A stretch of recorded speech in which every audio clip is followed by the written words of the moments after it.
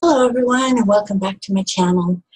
This is the first video I've made since post-elections, and so I want to talk about what happened during the elections, and then I want to talk about the California fires and then what is coming. So let me first turn over here because there's something I want to mention. I want to show you something. Okay, so this was one of the videos that I made, and let's see here. I wanted to say thank you to Nita. She said, you were the only one that got it right on the midterm elections. You're truly blessed and knowledgeable about astrology. I want to thank you because you gave me so much peace of mind about the midterm elections. You are my astrology angel. Many blessings to you. So thank you, Nita. And also thank you everybody else who left comments, and if you're sharing my videos, I really appreciate it. I hope you have subscribed. If you haven't, please do so.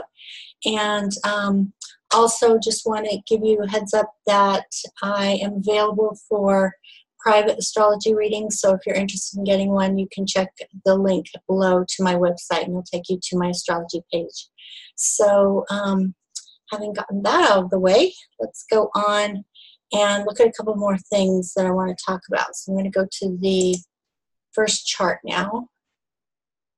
Okay.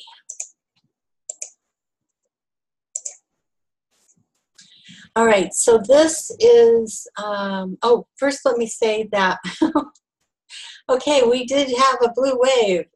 It was a very slow moving wave, but it did turn out to be a blue wave. And the last I heard, the Democrats not only took control of the House, but have a 36-seat margin, and it may go as high as 40 seats. So that's really exciting. So yay. And I know a lot of you are just feeling so much relief because of that. Alrighty, so let's look here. I wanted to show you this because this was what was happening around the election. I showed you this T-square here with the nodes squaring Uranus, and Uranus is the planet of unpredictability.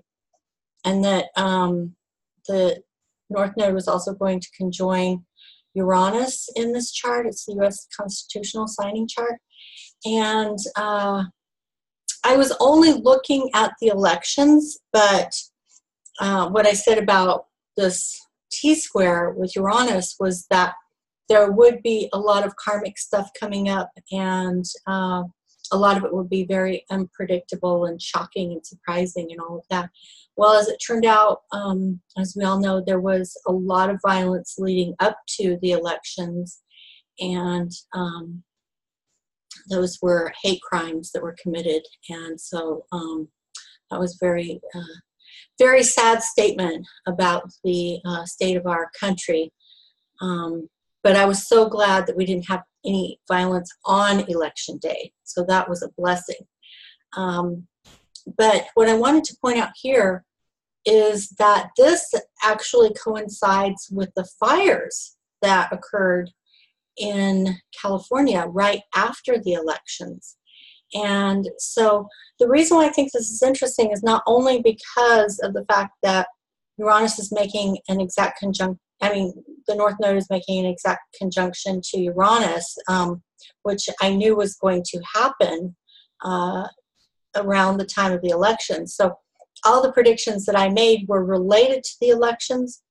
I didn't have anything in mind that was about our nation, but not specifically related to the elections. So when the fires came, I made the connection because I do think that this is actually related. And so I wanted to show you something else that was really interesting, going back to one of my other videos. Let's see if I can find this. Okay, let me stop sharing that and go to another page. Let's see if I can find it. Here it is. Okay, let me share this page with you. All right, so this was another one of my videos. This one I posted on March 26th, 2018, called The Fate of Trump's White House and U.S. Midterm Elections. And I pulled up this card, and this is very interesting in light of the fires that have taken place in California.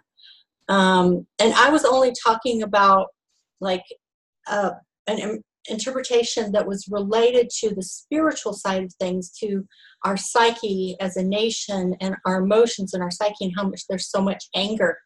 But I think it's important to mention that because we are so much a part of the earth, we come out of the earth is our mother, our emotions as a species and our relationship to the earth can be manifest in earth changes.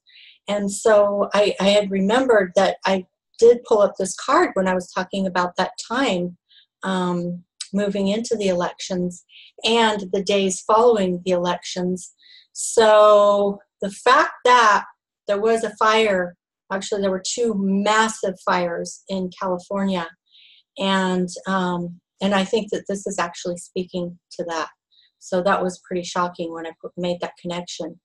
And I just want to say that, you know, I don't know, I don't think anybody knows at this point for sure what the cause of the fires were, but, and, you know, I've seen many speculations about the causes of the fires, but I think the most important thing to think about is the fact that these fires have gotten increasingly worse and more intense and more often. And it's not just happening in California.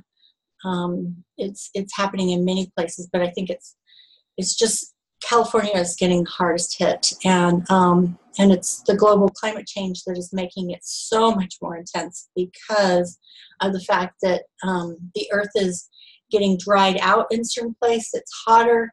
So if a fire starts, it just burns out of control. And these are the repercussions of what we're seeing of our behavior and not living in harmony with nature. And I also want to say that, you know, I am certainly not blaming Californians, because it could happen anywhere. It just happens to be in California.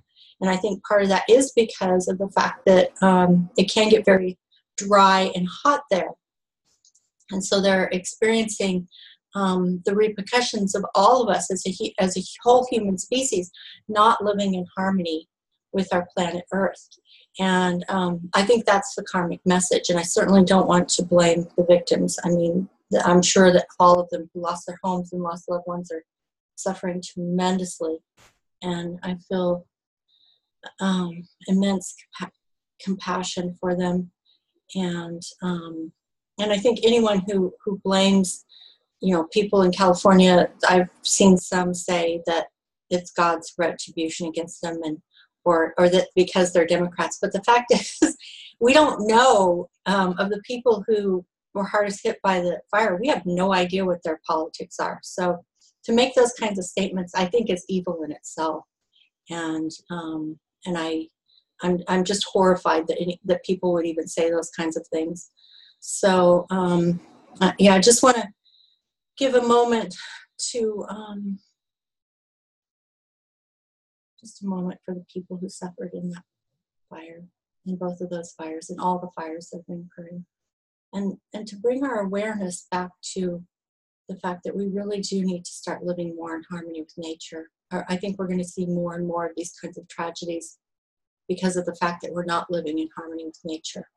So that's the message that I'm hearing in this tragedy. And that's my interpretation of the karma around this right now. So I just wanted to touch on that. And I also want to say that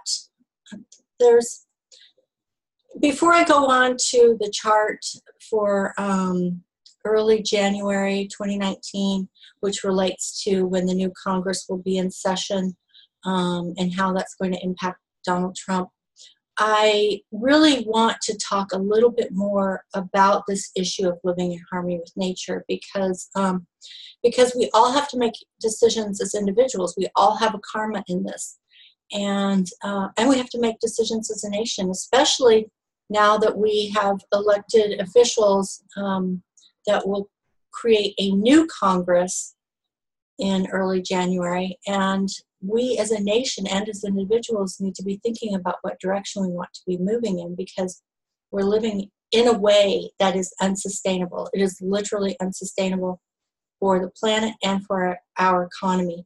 As I mentioned in my last video, we are going to be experiencing changes to our economy, our currency, and our financial institutions over the next 7 years as Uranus passes through Taurus. And the problem with that is that as people make choices to live more conservatively, more frugally, more prudently, in order to protect them against the vagaries of the market and our economy, that's the inherent failure in our capitalist economy, is that as people behave in ways that are more intelligent for them personally, it actually has a negative impact on our economy, and that is really messed up. And nobody has wanted to address that issue.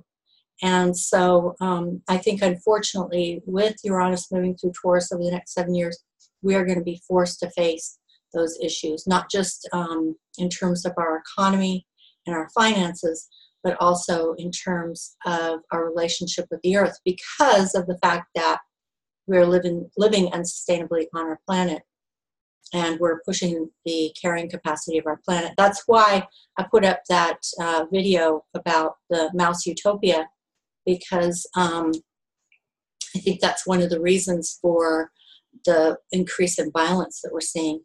So there's one other video that I wanted to share with you around that topic that I think is a really good video.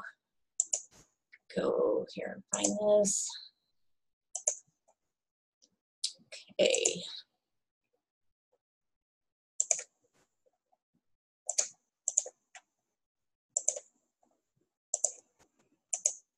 All right, so this is really interesting here. It's called "How Will We Survive When the Population Hits 10 Billion" by Charles C. Mann. And he talks about that, the different choices that we have.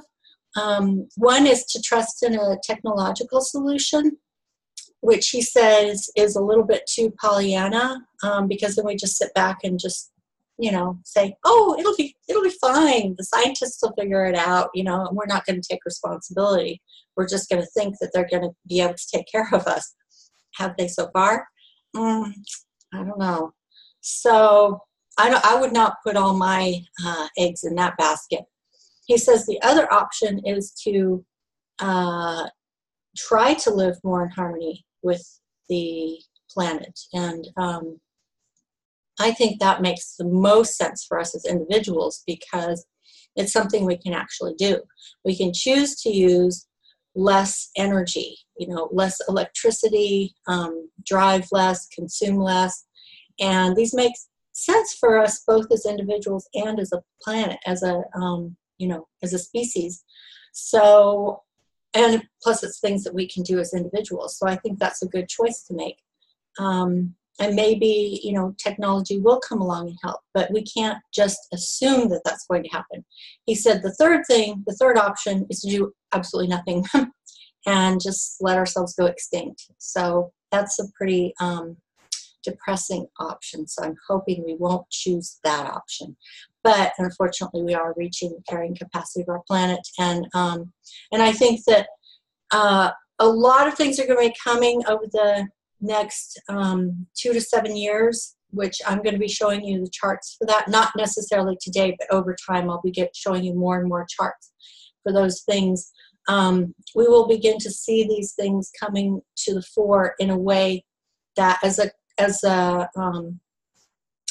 our collective mass consciousness will not be able to ignore these problems anymore, because they will be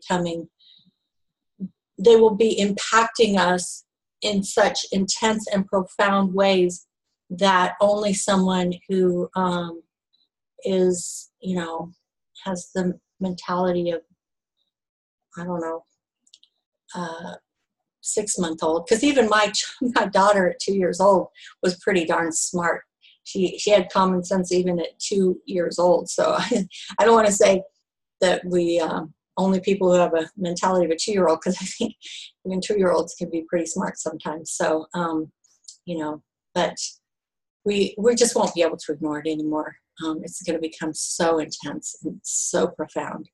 So I think it's important to start talking about it now, about the changes that are going to be coming in, and the fact that we have reached the carrying capacity of our planet. And if we don't do something, there will be a massive die-off, and it will just become increasingly more intense until we reach mid-century, when there will be a massive collapse if we don't do something. That if is very important. So there's one more thing I want to show you here, and this is a story that I ran across today that I thought was really inspirational. So this is a story.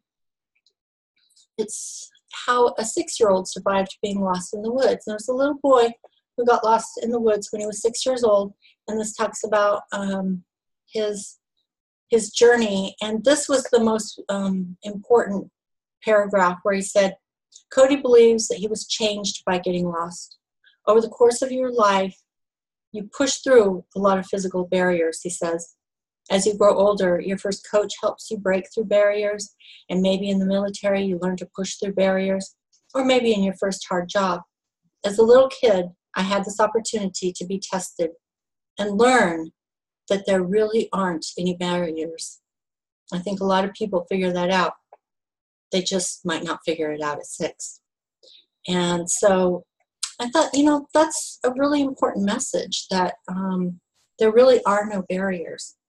And on a spiritual level, that's true. There are no barriers. And so, if a 6-year-old can get lost in the woods and survive for, I think it was over a day, maybe 2 days, possibly longer, before he was able to get himself to safety. And he walked, I think they said, like 17 to 20 miles to get himself to safety at 6 years old, and in freezing weather. So, it's a message that if we consider ourselves grown, responsible adults, then surely we can do something that a 6-year-old could do. And I'm not just talking about getting ourselves out of being lost in the woods. I mean, in a metaphorical, spiritual sense, getting ourselves out of being lost in the woods. So, so just remember, we do have the power to change things, to turn things around, but we have to be willing to look at things that are scary and do what needs to be done. All right, so let's see here. I'm going to pull up that last chart that I want to show you. Okay. Go ahead and share that with you.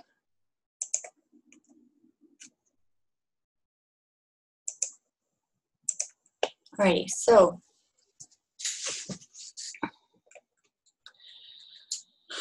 okay, so this was the one for the fire, so I'm going to get the one.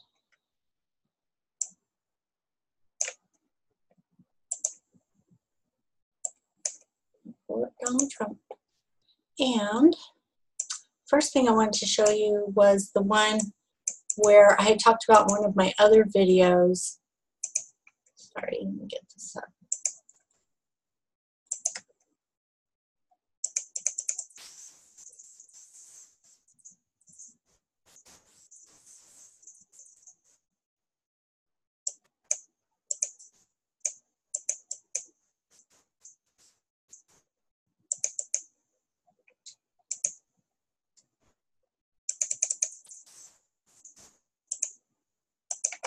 Okay, so this was one of my other videos where I talked about how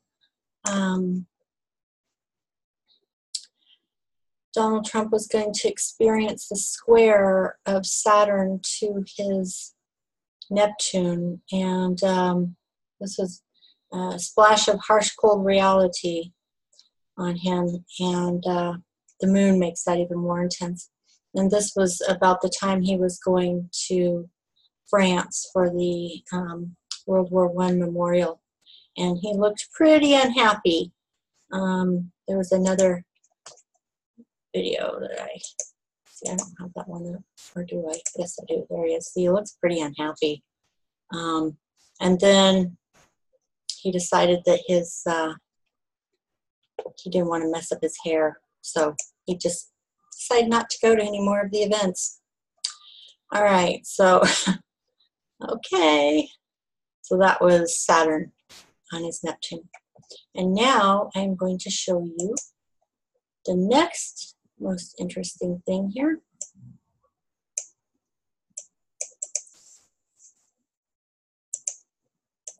Okay, so this is the new moon, January 5th. So this is the new moon for when the new Congress is in session. And this is going to be the beginning of an extremely difficult 2 years for Donald Trump. So the new moon conjunct Saturn shows us that. And as I said, Saturn is a splash of cold water in your life. Here we have the vertex, which is the indication of fate. It's conjunct Pluto, which is an indicator of karma, and it's right on his vertex. So something fated is going to be unfolding as soon as that new Congress is in session. And this is where most of the activity will occur over those 2 years, is in his 6th house, Capricorn. And yeah, so that's going to be difficult for him. And I am not going to go on with this at the moment. I just wanted to show you that real quick. But when we get close to that time, then I'll go into more depth about what's coming over the next 2 years in 2019 and 2020. So I'm going to keep it at that because this video is starting to get kind of long, and I'm really trying to keep them a little bit shorter. So again, if you are interested in getting a reading, check out the link below. And if you want to see any of the videos that I mentioned or the article that I mentioned in this video, I will also put links below for those. Okay, so thanks again for joining me, and I appreciate all your comments. And if you're not a subscriber yet, please subscribe. Thanks, and I'll talk to you later. Bye-bye.